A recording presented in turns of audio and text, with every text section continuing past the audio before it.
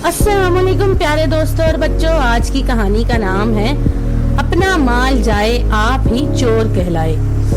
आसमान पर सुबह ही बादल छाए हुए थे। मौसम बड़ा खुशगवार था। काशिफ ने अपने दोस्त आसिफ के साथ साहिल समंदर की सैर का प्रोग्राम बनाया और फिर दोनों दोस्त मौसम का मजा लेने साहिल समंदर पर पहुंच गए। साहिल समंदर पर लोगों का बड़ा रश था। हर कोई इतने अच्छे मौसम में तफरीह के लिए आया हुआ था। दिन भी इतवार का था। छुट्टी की वजह से साहिल समंदर पर मेले का समा लग रहा था। काशिफ ऊंट पर सवारी करें। आसिफ ने ऊंटों पर लोगों को सवारी करते हुए देखकर काशिफ से पूछा। हाँ, क्यों नहीं, काशिफ ने फौरन ही हामी भर ली और फिर दोनों दोस्त ऊंट पर सवारी करने लगे। दूसरे लोग भी ऊंटों और घोड़ों पर सवारी कर रहे थे। इतने में अचानक घोड़े पर सवार एक लड़के ने तेजी से घोड़े को भगाते हुए करीब खड़े एक बच्चे को जख्मी कर दिया।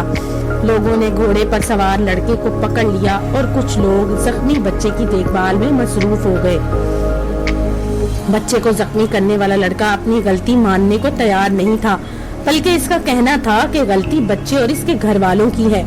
बड़े अफसोस की बात है बेटा, कसूर करके उल्टा हम पर ही इल्जाम लगा रहे हो।